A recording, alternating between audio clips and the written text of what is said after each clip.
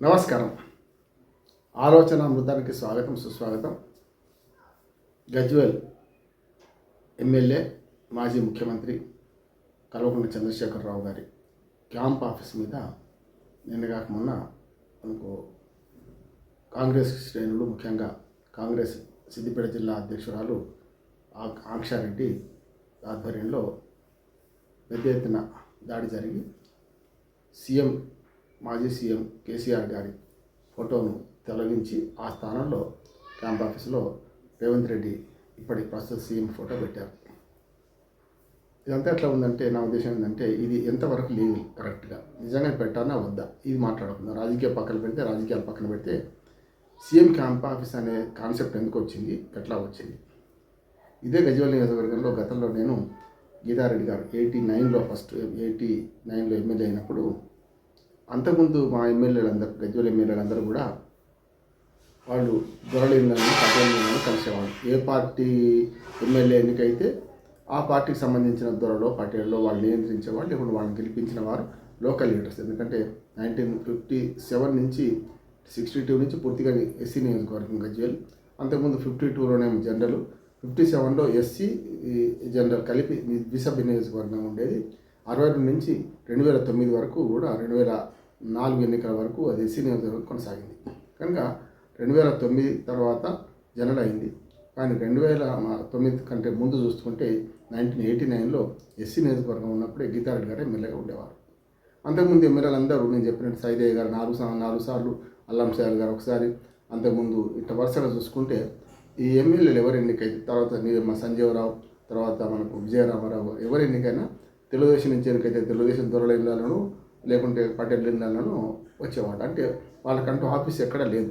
మొట్టమొదటిసారి నేను గీతారెడ్డి ఎమ్మెల్యే అయినప్పుడు, నేను ప్రజ్ఞాపూర్ సర్పంచ్గా ఉన్నప్పుడు ఒక 350 రూపాయలు తీసుకొని ఒక చిన్న షట్టర్ గజ్వేల్లో ఆసుపత్రి ముందు తీసుకున్నాను.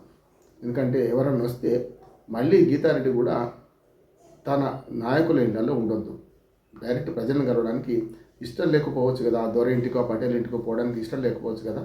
కనుక అక్కడ ఒకటి ఆఫీస్ ఉందని మనం మెయింటైన్ చేసి మొదలుపెట్టాం. నేనే సొంతంగా డబ్బులు భరించి పెట్టుకున్నాను. 6 నెలలు నడిపాను. ఆ తర్వాత కొన్ని కారణాంతరాల వల్ల తీసేయాల్సి వచ్చింది, అది వేరే సంగతి. ఎమ్మెల్యేకు క్యాంప్ ఆఫీస్ ఉండాలి నియోజకవర్గంలో అనే కాన్సెప్ట్ మొదలుపెట్టిన వాడిని, నిజంగా ఉండాల్సింది కూడా. ఎందుకంటే సమితి ప్రెసిడెంట్కి ఉంటుంది, అంతకుముందు బ్లాకులు, అంతకుముందు తర్వాత సమితిలు ఉండేవి కదా. పంచాయతీ సర్పంచ్ నుంచి అందరికీ ఉంటాయి, రాష్ట్రపతి దాకా ఉంటాయి. కానీ పార్లమెంట్ మెంబర్లకు కానీ, మన ఎమ్మెల్యేలకు కానీ, ఎమ్మెల్సీలకు కానీ ఎందుకు ఆఫీసులు ఉండొద్దు వాళ్ళ నియోజకవర్గాల్లో అనే మాట వచ్చింది. నేను ఆనాడు నుంచి ఆలోచన చేశాను. ఎందుకంటే ఎందుకు ఉండాలనుకుంటే, నియోజకవర్గ కేంద్రంలో ఆఫీసు లేకపోవడం వల్ల వాడు వచ్చినప్పుడల్లా వాళ్ళ మద్దతుదారుల ఇళ్లలో ఉండడమో, లేకుంటే అక్కడ ప్రజలను కలవడం చేశారు. కనుక ప్రజలకు ఇష్టం లేకుండా ఆ నాయకుడు ఇష్టం, మన ఎమ్మెల్యే అంటే ప్రజాప్రతినిధి కలవాలంటే ఇష్టం లేని నాయకుడు ఇంటికి పోవాల్సి వస్తుంది కదా. అందుకని పబ్లిక్ ఆఫీస్ ఎందుకు ఉండొద్దు అనే మాట ఆనాటి నుంచి నేను ఆలోచన చేశాను. నిజంగా చెప్పాలంటే మంచిగా చెడ్డో కేసీఆర్ గారు వచ్చినాక ఆ ఆలోచన కార్యరూపం పెట్టిండు.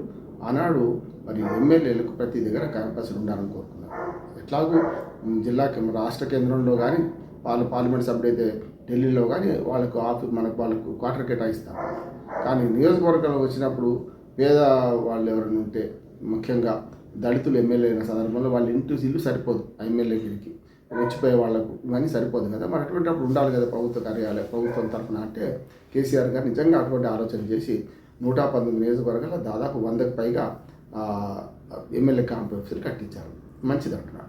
ఈ క్యాంప్ ఆఫీసులు కట్టిన తర్వాత దీన్ని క్యాంప్ ఆఫీసుని ప్రభుత్వ ఆఫీసా లేకపోతే ప్రైవేటా అనే మాట వచ్చినప్పుడు ఖచ్చితంగా ప్రభుత్వం నిర్మించింది కనుక ఎమ్మెల్యే ఎవరైతే వాళ్ళది. మొన్నటిదాకా సీఎంగా కేసీఆర్ ఉన్నప్పుడు సీఎం క్యాంప్ ఆఫీస్ అనేవాళ్ళం. అని ఎమ్మెల్యేకు కనుక సీఎం కూడా అదనంగా ఉన్నది కనుక ఎప్పుడు ఎక్కడ ఎమ్మెల్యే ఉంటే అక్కడ ఎమ్మెల్యే క్యాంప్ ఆఫీస్ అంటాం. క్యాంప్ ఆఫీస్ అంటే ఏంటిది? ఆయన కుటుంబంతో ఉండొచ్చు. క్యాంప్ ఆఫీస్ అంటే కేవలం ఆయన ఒక్కడే ఆఫీస్లో నడుపుకోవడం కాదు. కింద ఆఫీస్ సెటప్ పైన ఏ క్యాంప్ ఆఫీస్ అయినా ఒకే సెటప్ చేశారు, ఒకటే మోడల్లో కట్టారు. పైన వాళ్ళ కుటుంబం ఉంటే ఏర్పాటు చేశారు. అంటే ఇది కుటుంబం ఉంటుంది, క్యాంపు ఉన్నట్టే, మన కుటుంబం ఉన్నట్టే కదా, ప్రైవేటే కదా, ప్రైవేట్ ప్రాపర్టీ కిందకి వస్తుంది కదా. ప్రైవేట్ అంటే వాళ్ళు ఉన్నంతసేపు మనం ఎవరికైనా రెంట్కి ఇస్తాం, రెంట్కి ఇస్తే అది వాళ్ళు రెంట్కి ఇచ్చిన తర్వాత వాళ్ళు ఉంటారు. కానీ ఓనర్ కనుక నేను పోతాను లాభం లేదు కదా. ప్రభుత్వం ఓనర్, ఎవరు ఎమ్మెల్యే ఉంటే వాళ్ళకి అవుతుంది ఇది. అందుకని దీన్ని క్లారిటీ చేస్తుందంటే అది పూర్తిగా ప్రభుత్వ ఆఫీసుగా పరిగణించడానికి వీల్లేదు. అయింది అనుకుందాం కొద్దిసేపటికి. అప్పుడు కూడా ఏం చేయాలి? నిజంగానే ఉంటే ఒక క్యాంప్ ఆఫీసులో ప్రతి ఎమ్మెల్యే క్యాంప్ ఆఫీసులో తప్పనిసరి ముఖ్యమంత్రి ఫోటో పెట్టమని, ముఖ్యమంత్రి ఫోటో పెట్టమంటే ప్రధానమంత్రి ఫోటో కూడా పెట్టుకోవాలి. మన జాతీయ స్థాయి జాతీయం కూడా గమనించాలి కదా, రాష్ట్రపతి ఫోటో కూడా పెట్టుకోవాలి కదా. మరి ఇవన్నీ వస్తాయి. ఒక ఫోటో పెట్టమంటే రాష్ట్రపతి, ప్రధానమంత్రి, ముఖ్యమంత్రి 3 రాజ్యాంగ పదవులు పెట్టాలా పెట్టద్దా అంటే ఏదైనా ఒక పద్ధతి పాటించినప్పుడు దానికి ఒక సూత్రం ఉండాలి. అంటే సూత్రం లేకుండా లెక్క చేస్తే తప్పులు పోతాయి. నేను ఆపోజిట్ మ్యాథమెటిక్స్ చదువుకున్నామని కనుక ఏదైనా సూత్రం పాటిస్తే చేయాలి. ఇప్పుడు ఉదాహరణకు ఎల్ఐసి ప్రభుత్వ రంగ సంస్థ, వాళ్ళు ఏం చేస్తారు, ప్రతి ఎల్ఐసి ఆఫీసులో భారత రాష్ట్రపతి ఫోటో పెట్టుకుంటారు. ఇక తర్వాత కింద ప్రధానమంత్రి ఇంకెవరికి పెట్టరు. ప్రధానమంత్రి ఏ రాష్ట్రంలో ఉంటే ఆ రాష్ట్రం ముఖ్యమంత్రి ఫోటోలు పెట్టారు. అదో పద్ధతి పాటిస్తున్నారు. అట్లాగే ప్రతి కేంద్ర ప్రభుత్వ కార్యాలయాల్లో మరి రాష్ట్రపతి ఫోటో పెట్టాలి, ప్రధానమంత్రి ఫోటో పెట్టాలి, పెట్టుకుంటున్నారు. లీగల్గా అది ఉన్నది, పెట్టుకుంటున్నారు. అట్లాగే క్యాంప్ ఆఫీసులలో సీఎంగా మన ఎమ్మెల్యే క్యాంప్ ఆఫీసులో పెట్టమని మన రూల్ ఉందా అంటే ఇప్పటికైతే లేదు. లేనప్పుడు మరి అన్ని ఆఫీసులకు వర్తిస్తుంది కదా. ఇప్పుడు రాష్ట్రంలో ఒక 5-6 పార్టీలు గెలిచినాయి, ఒకటి కాదు కదా. కాంగ్రెస్ పార్టీతో సహా ప్రధాన ప్రతిపక్షం బీఆర్ఎస్ గెలిచింది, 39 సీట్లు, సరే 2 పోయినాయి అనుకోండి. తర్వాత మరి బీజేపీ 8 సీట్లు గెలుచుకుంది, ఎంఐఎం 7 సీట్లు గెలుచుకుంది, సిపిఐ 1 గెలుచుకున్నది. ఇట్లా మరి ఒక్కొక్క పార్టీ కొన్ని సీట్లు గెలుచుకుంది కదా. మరి నేను చెప్పిన 5-6 పార్టీలు కూడా పెట్టుకోవాలి కదా. మరి ఎందుకు పెట్టుకోవాలి? ఈ ఎమ్మెల్యేలందరూ సీఎం ఫోటో పెట్టుకోవాలి కదా. అందుకని ఏమంటున్నాడు, దీన్ని రాజకీయం ఆడలేక మధ్యలో కూడా అన్నట్టు రాజకీయం చేయడానికి మాత్రమే ఇది ఉపయోగించుకున్నారు. మాజీ సీఎం క్యాంప్ ఆఫీస్ మీద దాడి చేస్తే కొంత ప్రచారం కూడా వస్తుంది అనుకున్నట్టున్నారు. మొత్తం మీద దుందుడుకు పద్ధతి చేసిందని నేను అనుకుంటున్నాను. ఇది అనవసరంగా మైండ్ డైవర్షన్ రాజకీయాలు, లేకుంటే డైవర్షన్ పాలిటిక్స్ తప్ప, మైండ్ గేమ్ రాజకీయాలు, డైవర్షన్ పాలిటిక్స్ తప్ప ఇంకోటి కాదనుకుంటున్నాను నేను. వీళ్ళు చేసిండు వెంటనే తీసేసే పద్ధతులు కూడా మళ్ళీ బీఆర్ఎస్ ట్రైన్లు పోయినాయి, ప్రతాప్ రెడ్డి గారి ఆధ్వర్యంలో తీసేసింది అయిపోయింది. ఇప్పుడు ఒక మౌలికమైన ప్రశ్న ఏంటంటే, సీఎం క్యాంప్ ఆఫీస్ అంటే ప్రైవేటా లేకపోతే కుటుంబంతో ఉంటేప్పుడు ఖచ్చితంగా కుటుంబంతో ఉన్నప్పుడు ఫోటోలు పెట్టుకోవాల్సిన అవసరం లేదు. మరి వాళ్ళు ఫోటోలు కూడా పెట్టుకుంటారు కదా అనే మాట వస్తుంది. అంతేందుకు ఇప్పుడు బీఆర్ఎస్ ఎమ్మెల్యే సుధీర్ రెడ్డి గారు ఉన్నారు, ఎల్బీ నగర్ ఎమ్మెల్యే. ఆయన మాజీ ముఖ్యమంత్రి మనకు వైఎస్ రాజశేఖర రెడ్డి చనిపోయి దాదాపు 15 ఏళ్ళు అయిపోతుంది, 16 ఏళ్ళు అవుతుంది. 16 ఏళ్ళ క్రితం చనిపోయిన ఆయన ఫోటోను ఇప్పటికీ ఆయన పెద్ద ఫోటో పెట్టుకుంటాడు. ఆయన క్యాంప్ ఆఫీస్లో పెట్టుకున్నాడు సుధీర్ రెడ్డి. అది గవర్నమెంట్ ఆఫీసే కదా మరి ఆ లెక్కన. దాని పక్కనే కేసీఆర్ గారు పెద్ద బొమ్మ పెట్టుకుంటాడు. మరి రేవంత్ రెడ్డి గారి బొమ్మ పెట్టుకోలేదు. మరి ఎప్పుడో పోయిన ముఖ్యమంత్రి, ఉమ్మడి రాష్ట్రానికి పనిచేసిన ముఖ్యమంత్రి, మాజీ ముఖ్యమంత్రి ఫోటో ఎట్లా పెట్టుకుంటారు అని అంటలేం కదా మనం. అలా అభిమానం. అట్లాగే మన పటాన్చెరు ఎమ్మెల్యే గూడెం మహిపాల్ రెడ్డి, ఆయన కూడా ఇది పెట్టుకున్నాడు. ఆయన మన కేసీఆర్ గారి బొమ్మ పెట్టుకున్నారు. అట్లాగే రాజశేఖర రెడ్డి గారు పెట్టుకున్నారు. ఎందుకు పెట్టుకున్నారు అడగలే కదా. అందుకని నేను ఏమంటున్నానంటే, దీనికి రూల్ పాటిస్తే అందరికీ. ఎంఐఎం ఎమ్మెల్యేలు తమ క్యాంప్ ఆఫీసులో ముఖ్యమంత్రి ఫోటో పెట్టుకున్నారా, పెట్టించేద్దాము వీళ్ళకుందా కాంగ్రెస్ పార్టీకి అని ప్రశ్న వస్తుంది కదా. బీజేపీ ఎమ్మెల్యేల ఆఫీసులో పెట్టించే ప్రయత్నం చేస్తారా? సిపిఐ ఎమ్మెల్యే పూనం సాంబశివరావు ఒక్కడే ఉన్నాడు, పెట్టించే ప్రయత్నం చేస్తారా? చేయగలుగుతారా? కొత్తగూడెం పోయి పెట్టగలుగుతారా? అందుకని ఏమంటున్నానంటే, ఇది ఒక రాజకీయ ఆయుధంగా వాడుకోవడానికి చేసిండ్రు. ఇటుపక్క అటుపక్క 2 దిక్కులు అంటున్నాను నేను. అందుకని ఒకవేళ నిజంగానే పెట్టాల్సిన అవసరం వస్తే ప్రతి ఎమ్మెల్యే క్యాంప్ ఆఫీసులో కింద, అది పైన బెడ్రూమ్ ఉంటుంది, పైన వాళ్ళ కుటుంబ సభ్యులు ఉంటారు, సమస్య లేదు. 10 మంది వచ్చి కలవడానికి వీలుగా ఉన్న ఆఫీస్ కనుక మీరు క్యాంప్ ఆఫీసును పబ్లిక్ ప్రాపర్టీగా ప్రకటించినప్పుడు ఖచ్చితంగా ప్రాపర్టీ పబ్లిక్దే ఉంటుంది, మాత్రం కుటుంబ సభ్యులతో ఉంటారు కనుక కేసీఆర్ ఉండడం లేదు, ఇంకెవరు ఉండడం వేరు. అట్లా అనుకుంటే సుధీర్ రెడ్డి క్యాంప్ ఆఫీస్లో ఉంటాడు కదా. ఆయన బంజారాయిస్లో ఎక్కడో ఇల్లు ఉండొచ్చు, అక్కడ ఉంటాడు. నేను సుధీర్ రెడ్డి ఒకటే అంటలేదు, చాలామంది ఎమ్మెల్యేలకు ఇళ్ళు ఉంటాయి, ఇళ్ళలో ఉండరు. వాళ్ళ క్యాంప్ ఆఫీస్ కడితే క్యాంప్ ఆఫీస్లో కూడా ఉండరు. కానీ ఉండే వాళ్ళకు సమస్య కాకుండా ఉండాలి కదా. పబ్లిక్ మనకు న్యూసెన్స్ అవుతుంది కదా, నిజంగా కుటుంబానికి న్యూసెన్స్ అవుతుంది కదా. కనుక నియోజకవర్గాల్లో ఆఫీస్ ఉండే కాన్సెప్ట్ ఒకటైతే, దీన్ని అనవసరంగా రాజకీయం చేసి వాళ్ళు ఇంకో రకంగా మార్చే ప్రయత్నం చేసిరని నేను అనుకుంటున్నాను. ఇది తప్పు అంటున్నాను. అనవసరంగా రాజకీయాలను ఫస్ట్ పట్టించడం తప్ప ఇంకోటి ఏం కాదు. 2 చేతులు కలిసి చప్పట్లు అవుతాయి, కాదంటలేదు. కానీ కేసీఆర్ గారికి ఉన్న సూచన ఏంటంటే, మరి ఆయన అసెంబ్లీకి పోతలేడు, కనీసం సీఎం క్యాంప్ ఆఫీసులో తన నియోజకవర్గ ప్రజల సమస్యలు వినడానికన్నా రావాల్సిన అవసరం ఉంది కదా. ఈ సందర్భంగా నేను కేసీఆర్ గారు విజ్ఞప్తి చేసేది ఏంటంటే, వాళ్ళు తప్పు చేసిండు.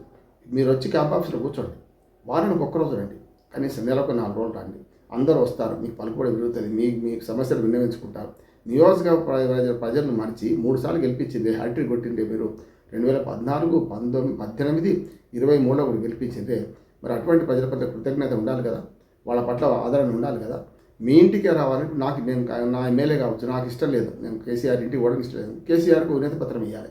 అయితే నేను అపాయింట్మెంట్ తీసుకొని ఫామ్ హౌస్ పోవన్నా కాదు కదా, నాకు క్యాంప్ ఆఫీస్కి వస్తే నేను మాట్లాడగలుగుతాను అంటే కదా. గజ్వేల్ అభివృద్ధిలో ఏమాగిపోయింది, ఏం చేస్తే బాగుంటుంది, సరైన సూచనలు సలహాలు ఇవ్వాలంటే సామాన్య పౌరులు, న్యూట్రల్ పౌరులు పోవడానికి ఇష్టపడని ఆయన ఫామ్ హౌస్కి నేను పోలేదు కూడా. మరి అటువంటి అప్పుడు నాకు క్యాంప్ ఆఫీస్కి రావాల్సిన అవసరం ఉందా లేదా? ప్రజల గురించి పట్టించుకొని కేసీఆర్ గురించి కూడా ప్రశ్నించాలి. వాళ్ళు చేసిన తప్పు, కానీ ఆ తప్పు కారణమైంది నేను నియోజకవర్గ ప్రజలను ఆహ్వానిస్తూ నియోజకవర్గ ప్రజలను రానివ్వకుండా, వచ్చినప్పుడు కూడా ఎవరిని కలవకుండా, గత ముఖ్యమంత్రిగా 3 సార్లు ఉన్న మీరు ఇప్పటిదాకా మూడోసారి కూడా 2 సార్లు మీరుండి తప్పు చేసింది కదా, ప్రజలను కలవకుండా. ఇప్పుడు అసెంబ్లీకి పోకూడదు, తప్పు చేస్తున్నారు. కనుక ఇప్పటికైనా సరే ఈ నేపథ్యంలో ఇప్పుడైనా సరే కేసీఆర్ గారు క్యాంప్ ఆఫీస్కి రావాలి, క్యాంప్ ఆఫీస్లో ఉండాలి, ప్రజల సమస్యలు వినాలి, ప్రజల సమస్యలు తీర్చాలి. ఎక్కడైతే కొరత ఉందో అవును ఆంక్షారెడ్డి గారు అని ఒప్పుకుంటాను. ఎందుకంటే ముఖ్యమంత్రి ఇప్పుడున్న ముఖ్యమంత్రిని మాట్లాడండి, నాకు గజ్వేల్ నియోజకవర్గం ఇది కావాలని కోరండి. ఎందుకు కోరడు? నాకు ఇప్పుడు గజ్వేల్లో రింగ్ రోడ్ ఆగి ఉన్నది, 2 బస్ స్టాండ్లు అట్లా ఆగిపోయినాయి. మీరు ఎప్పుడు ఇంకా 10 ఏళ్ళు 20 ఏళ్ళు ఉంటానే మీరు రాజకీయం చేసుకుంటూ ఇన్ని రోజులు దాన్ని తాత్సారం చేసింది కదా. గజ్వేల్ ఊళ్ళో బస్ స్టాండ్ తీసేసి గజ్వేల్ ఊరు అవతల ఇల్లు ఇప్పి పందిరి వేయడం అంటే అదే కదా. ఊరు అవతల బస్ స్టాండ్ కడతారా? తూప్రాన్ రోడ్లో 3 కిలోమీటర్ల దూరాలు కడితే ఎవడైనా పోతాడా? ఎవరైనా కొంత జ్ఞానం ఉన్నోడు, కామన్ సెన్స్ ఉన్నోడు. బీఆర్ఎస్ శ్రేణులు కూడా తప్పు చేసిండు. కేసీఆర్ ఏం చెప్తే చేసిండా? కేసీఆర్ చెప్పిండా తూప్రాన్ రోడ్లో బస్ స్టాండ్ కట్టమని? వాడని ఎందుకు కట్టిండు బస్ స్టాండ్? తప్పు కదా. 3 కిలోమీటర్ల దూరం పోయి ఎవడైనా చూసినోడికి చెప్తాడు, నవ్వుతాడు కూడా, ముఖం మీద ఉంచుతాడు కూడా. ఎవడైనా గంత దూరం పోయి బస్సు ఎక్కుతాడా? మీరు సంగారెడ్డి నుంచి హైదరాబాద్ మనం గజ్వేల్ రావడానికి 100 రూపాయలు బస్ ఛార్జ్ అయితే, బస్ స్టాండ్ నుంచి ఊళ్ళకి రావడానికి 100 రూపాయలు బస్ ఛార్జ్. రైల్వే స్టేషన్ అట్లాగే ఊరు అవతల ఉంటుంది, దాన్ని బస్సు వేసే దిక్కు కూడా ఉండడు. ఇది ఊళ్ళో బస్ స్టాండ్ కూలగొట్టి ఇప్పుడు నిర్మాణం చేయరు, ప్రజ్ఞాపూర్ల బస్ స్టాండ్ నిర్మాణం చేయరు. ఇవన్నీ తప్పులు మీ దగ్గర పెట్టుకొని బీఆర్ఎస్ వాళ్ళు కూడా తగుదరమ్మా అని ఫోటోలో పంచాయతీ పెట్టుకుంటుంటే, వాళ్ళు ఫోటో పెడితే తప్పే, మీరు ఫోటో తీసేసి విసిరి కొట్టడం అంతకంటే తప్పు కదా, దుర్మార్గం కదా. అందుకని ఈ 2 గమనించండి. కేసీఆర్ గారు కానీ తప్పనిసరి ఇవాళ ఈ నేపథ్యంలో నేను గజ్వేల్ ఎమ్మెల్యేగా ఉన్నాను, ప్రజలను కలుస్తాను అని రండి, క్యాంప్ ఆఫీసులో కూర్చోండి, ప్రజలకు జవాబుదారు కండి. లేకపోతే ప్రజలు కూడా తిరస్కరిస్తారు. 4వ రేపు 3వసారి మళ్ళీ 3 సార్లు గెలిపించారు, 3వసారి మళ్ళీ 4వసారి గెలిపించారు మిమ్మల్ని. అందుకనే ఈ నేపథ్యంలో క్యాంప్ ఆఫీస్ చర్చ వచ్చింది కనుక మీ ఫోటోని పెట్టుకోండి మహానుభావ, తప్పనిసరి చేయండి. నిజంగా ముఖ్యమంత్రి ఫోటోలు కంపల్సరీ చేయదలుచుకుంటే మన రాష్ట్ర ప్రభుత్వానికి విజ్ఞప్తి ఏంటంటే అందరికీ చేయండి, ఒక్క కేసీఆర్ ఆఫీసులో కాదు, అందరికీ చేయండి, ఫోటోలు పెట్టుకోండి. అసలు ఫోటోలు పంచేది ఎందుకు? నిజంగా అభివృద్ధి చేయడానికి ఫోటోలు అవసరమా? మీరు అభివృద్ధి చేస్తే వద్దన్న వాళ్ళే ఫోటోలు పెట్టుకుంటారు. ఇప్పుడు రాజశేఖర రెడ్డి గారు ఏం కనకార్యం చేసిందని అభిమానంతో ఫోటోలు పెట్టుకుంటున్నారు, చూస్తున్నాం కదా. మరి రాజశేఖర రెడ్డి గారు ఫోటోలు పెట్టుకున్నప్పుడు మీ ఫోటో పెట్టుకుంటారు కదా, ఎందుకు పెట్టుకోరు? మీరు సరైన పని చేస్తే కనుక తప్పనిసరి మాజీ ముఖ్యమంత్రి కేసీఆర్ గజ్వేల్ ఆఫీసు క్యాంపస్కు రావాలి, ప్రజా సమస్యల పట్ల స్పందించాలి, న్యూట్రల్ ఉన్న వ్యవస్థలు కలవాలి, సలహాలు సూచనలు తీసుకోవాలి. దానివల్ల అభివృద్ధి చేయాలి తప్ప ఇంకోటి ఏం లేదు. మరొకసారి క్యాంప్ ఆఫీసులో ఎమ్మెల్యేలు తప్పనిసరి, ఈయన ఒక్కడే కాదు, ఏ ఎమ్మెల్యే ఉంటే ఆ ఎమ్మెల్యే తప్పనిసరి రాష్ట్ర వ్యాప్తంగా కూడా క్యాంప్ ఆఫీసులకు హాజరగండి, ప్రజా సమస్యలు పరిష్కరించే ప్రయత్నం చేయండి, ప్రజలను కలుసుకునే ప్రయత్నం చేయండి. అంతకంటే ఇంకోటి ఏం లేదు.